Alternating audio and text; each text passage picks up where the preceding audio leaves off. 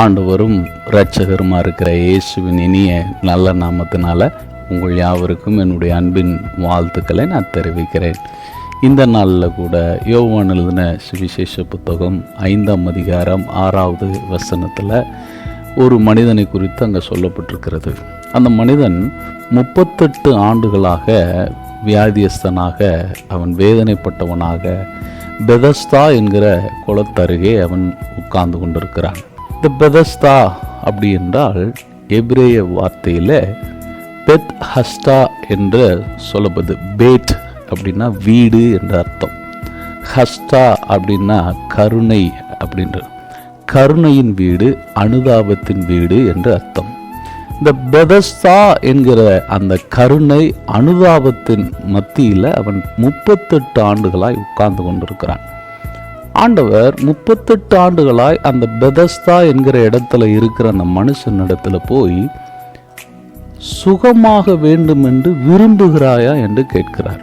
ஆனால் அவருக்கு தெரியுது அவன் ரொம்ப நாளாக வியாதியஸ்தனாக இருக்கிறான் அப்படின்னு சொல்லி. ஆனால் அவனிடத்தில் ஆண்டவர் கேட்டது, நீ சுகமாக வேண்டும் என்று விரும்புகிறாயா என்று கேட்கிறார். ஆனால் இந்த வியாதியஸ்தன் அதற்கு பதிலே சொல்லவே இல்லை.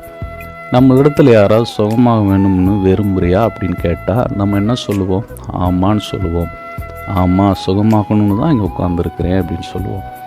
ஆனால் அவன் அந்த வார்த்தை சொல்லவே இல்லை. அதற்கு பதிலாக அவனுடைய வேதனையை சொல்லுகிறான், அவன் ஏமாற்றப்பட்டதை சொல்லுகிறான்.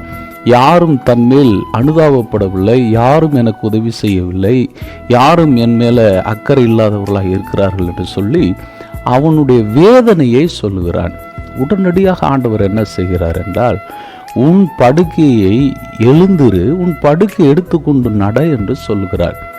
அருமையான தேவனுடைய பிள்ளைகளே, இந்த வார்த்தையை கேட்டுக்கொண்டிருக்கிற நீங்கள் பெதஸ்தா என்கிற இடத்தில் இருக்கிற வரைக்கும் நீங்கள் சுகமாக போகிறதே இல்லை. ஏனென்றால் இவனுடைய இருதயமெல்லாம் அந்த பெதஸ்தாவை தான் நம்பி இருக்கிறது. அது கலங்கும், நான் சுகமாவேன், யாராவது உதவி செய்வார்கள், நான் சுகமாவேன். இப்படிப்பட்ட ஒரு விருப்பத்தை உடைய நபராய் இருக்கிறதுனால தான் ஆண்டவர் அவனிடத்தில் முதலாவது சொன்னது, இந்த பெதஸ்தாவை விட்டு நீ எழுந்திருந்தால் மட்டும்தான் நீ சுகமாக முடியும், நீ முதல்ல எழுந்திரு என்று சொல்லுகிறார். யோவான் 5:8 தேவன் தெளிவாக சொல்லுகிறார், எழுந்திரு. எதை விட்டு எழுந்திரு? அந்த பெதஸ்தாவை விட்டு எழுந்திரு. இந்த பெதஸ்தாவை நம்பிக்கொண்டு இருக்கிற வரைக்கும் நீ சுகமாக போகிறது இல்லை. நீ எழுந்திருந்து உன் படுக்கையை எடுத்துக்கொண்டு நட என்று சொல்லுகிறார்.